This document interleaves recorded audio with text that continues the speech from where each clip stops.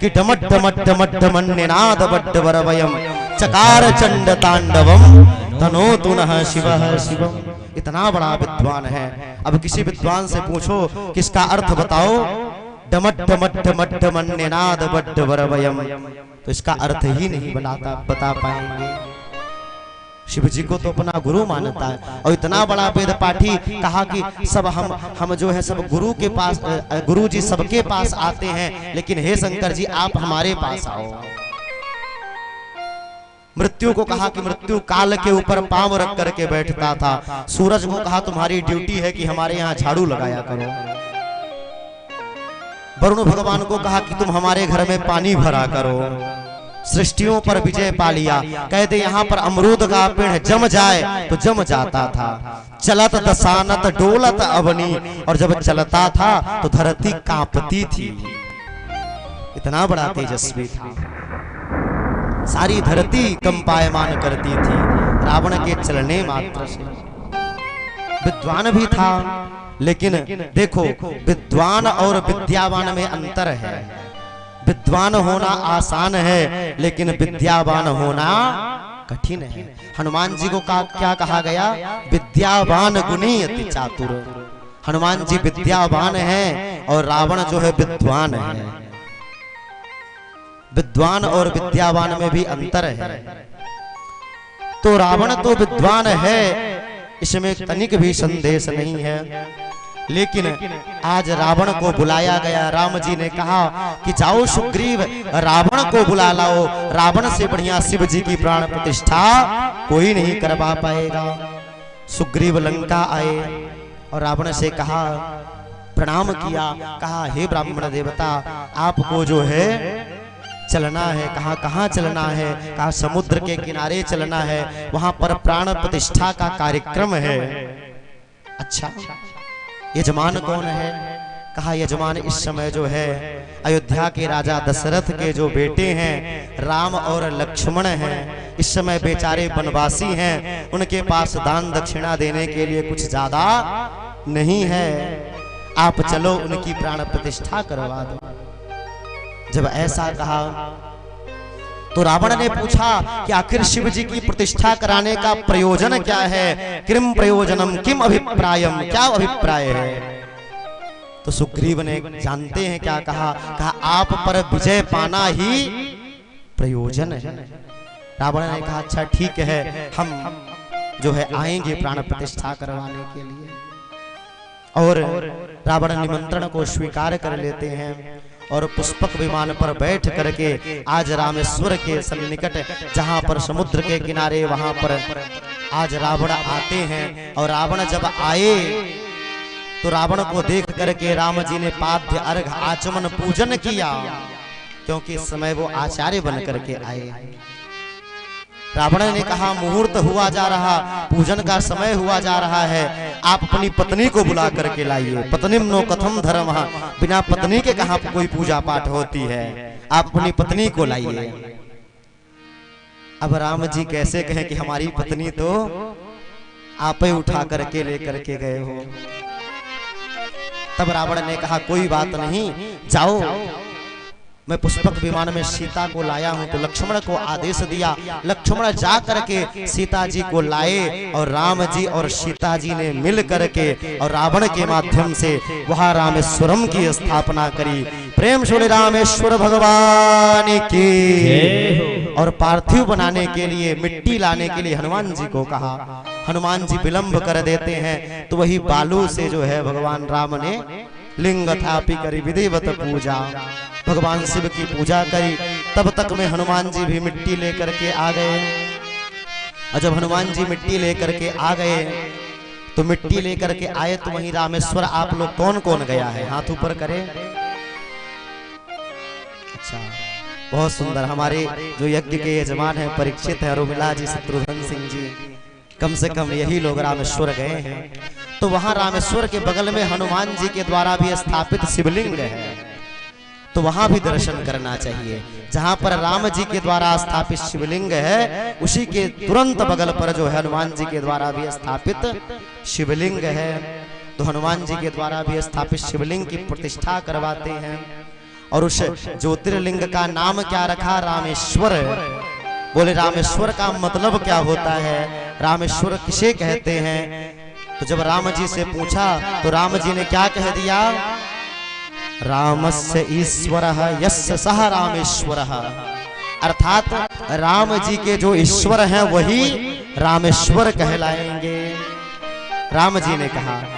और जब भोलेनाथ से पूछा गया कि आप बताओ रामेश्वर का मतलब क्या है, तो भोलेनाथ ने समास को परिवर्तित कर दिया। भोलेनाथ ने कहा रामेण ईश्वर है यस्य सः रामेश्वर है। राम जी जिनके ईश्वर हैं वही रामेश्वर। भोलेनाथ से पूछा तो भोलेनाथ ने कह दिया राम जी जिनके ईश्वर हैं वह रामेश्वर है। और राम जी ने क्या कहा? भोलेनाथ जिनके ईश्वर है वह रामेश्वर है। इस प्रकार रामेश्वर की महिमा। रामेश्वरम की स्थापना हो गई। रावण सीता को लेकर के पुनः चले गए लंका। और उसके बाद भगवान शिव का समर्चन कर रहे थे राम जी। और अर्चन कैसे कर रहे थे? 1000 कमलों से राम जी अर्चन करने लगे। तो मंत्र था 1000 कमलों का। इंद्र आए और एक कमल चुरा करके लेकर के भाग गए, छिप गए। भगवान शिव को कमल बहुत प्रिय है। कमल भगवान शिव को अत्याधिक प्रिय है। तो आज राम जी 1000 कमल भगवान श्री शिव जी को चढ़ा रहे थे। तो एक कमल कम पड़ गया, एक मंत्र अधूरा रह गया। अब राम जी ने सोचा कि अरे यहाँ पर मंत्र तो 1000 कमल का है, लेकिन यहाँ पर 999 ही कमल हैं। अब क्या करें? तो राम जी ने कहा कि लोग कहते हैं कि हमारा हाथ भी कमल है, पैर भी कमल है, मुख भी कमल है, हमारे अंगों की तुलना प्रायः कमल से करते हैं। लोग कहते हैं, क्या कहते हैं? नव कंज लोचन कंज मुख कंज पद कंजारू नव कंज लोचन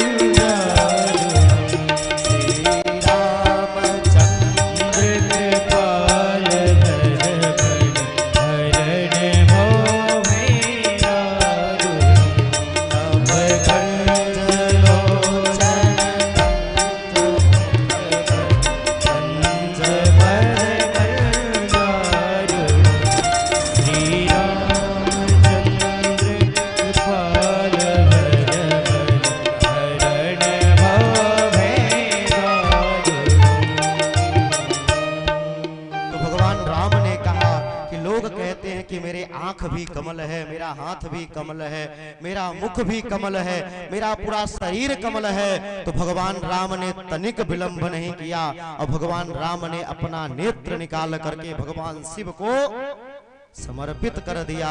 वही भोलेनाथ का तीसरा नेत्र बन गया।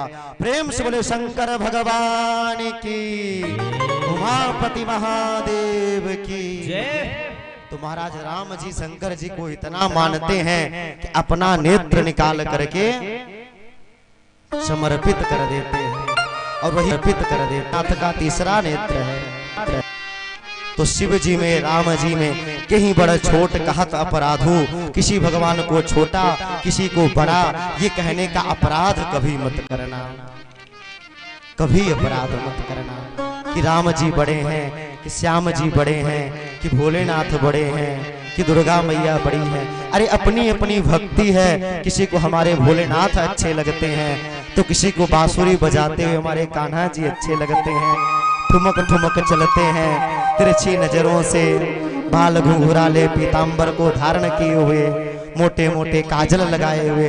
तो किसी को हमारे श्याम जी अच्छे लगते हैं, किसी को धनुष बाण लिए हुए भगवान राम जी अच्छे लगते हैं, किसी को 8 भुजा वाली माता जी अच्छी लगती हैं, किसी को सूंड वाले गणपति जी अच्छे लगते हैं। तो अपनी अपनी आस्था है, लेकिन ना कोई छोटा है ना कोई बड़ा है। कहीं बड़े छोट कहत अपराधु, बाबा ने कहा कि किसी को छोटा या बड़ा कहने की भूल मत करना। और शंकर जी तो इतने दयालु हैं, इतने दयालु हैं कि शंकर जी की भक्ति सबसे आसान है। शंकर जी इतने दयालु हैं कि एक महिमन में श्लोक आता है, भगवान की आराधना है, बड़ी सुंदर आराधना है भगवान भोलेनाथ की। भोलेनाथ की वो आराधना क्या है? अब मुझे अर्थ देखो, इसे व्याकरण के शास्त्र से तो मैं अर्थ नहीं लगाता हूं, लेकिन अपनी भावांजलि जो है आप सबको बताता हूं। आप सबको कहना क्या है कि आत्मा त्वम गिरिजामति सहचरा। हे भोलेनाथ आप कौन हो? तो कहा आत्मा त्वम, आप मेरी आत्मा हो। भोलेनाथ कौन है? आत्मा है। आत्मा त्वम और गिरिजामति सहचरा, जो मेरी मति है, जो मेरी बुद्धि है, वह कौन है? पार्वती जी हैं। सहचरा प्राणा, जो हमारे प्राण हैं वह आपके गण हैं, नंदी श्रृंगी भृंगी सर्प देवता कार्तिकेय जी आदि आदि। आत्मा तुम गिरिजामति सहचरा प्राणा शरीरम गृहम। हे भोलेनाथ मैं आपका मंदिर नहीं बना सकता, मेरे अंदर उतना सामर्थ्य नहीं है कि मैं आपका मंदिर बना पाऊं, इसलिए मेरे इस शरीर को आप अपना मंदिर समझ लेना। इस शरीर को क्या समझना? मंदिर समझ लेना। और जो मेरी आत्मा है वो आप हो, जो मेरी बुद्धि है वो पार्वती जी हैं, जो मेरे प्राण हैं वो आपके गण हैं। और प्राणा शरीरम गृहम, और जो मेरा शरीर है इसी को आप अपना मंदिर समझ लेना। पूजा ते विषयोपभोग रचना निद्रा समाधि स्थिति। हे भोलेनाथ मैं आपका पूजन अर्चना नहीं कर सकता, तो जो भी हमारे पास है, जो मैं विषयों का भोग करता हूँ, इसी को आप अपना पूजन समझ लेना। पूजा ते विषयोपभोग रचना निद्रा समाधि स्थिति। हे भोलेनाथ आप तो समाधि लगाने वाले हो, लेकिन हम पापात्मा हैं, हम समाधि नहीं लगा सकते। तो जो मेरी निद्रा है, जो हम सोते हैं, इसी को आप अपनी समाधि समझ लेना। जो रात्रि में हम सो जाते हैं, इसी को आप अपनी समाधि समझ लेना। मेरे शरीर को आप अपना मंदिर समझ लेना। जो मेरी बुद्धि है इसे आप पार्वती समझ लेना। और जो मेरे प्राण हैं इनको आप अपना गण समझ लेना। और मेरी सोने की को आप अपनी समाधि समझ लेना। और पूजा ते विषयोपभोग रचना निद्रा समाधि स्थिति और संचार पदयो प्रदक्षिण विधि। हम आपकी परिक्रमा नहीं कर सकते, क्योंकि आप करालम महाकाल कालम कृपालम, आपका स्वरूप बहुत बड़ा है। इसलिए जो हम चलते फिरते रहते हैं, इसी को आप अपनी परिक्रमा समझ लेना। जो भी चलते फिरते रहते हैं इसे आप अपनी परिक्रमा समझ लेना। संचार पदयो प्रदक्षिण विधि सूत्राणि शरवागिरो। मैं आपका सूत्र नहीं कर सकता, आरती नहीं कर सकता, आपकी स्तुति नहीं कर सकता। तो जो मैं भी प्रपंच सुनता हूँ, इसी को आप अपना स्तुति समझ लेना। सूत्राणि शरवागिरो। और यद्यत कर्म करोमि तद्दखिलम, मैं जो भी काम करता हूँ इसी को आप अपना आराधन समझ लेना। ये भाव होना चाहिए। ये केवल कहना नहीं है, इसको जीवन में भी उतारना। और जिस दिन जीवन में उतार लिए तो भगवान फिर हमसे ज्यादा दूर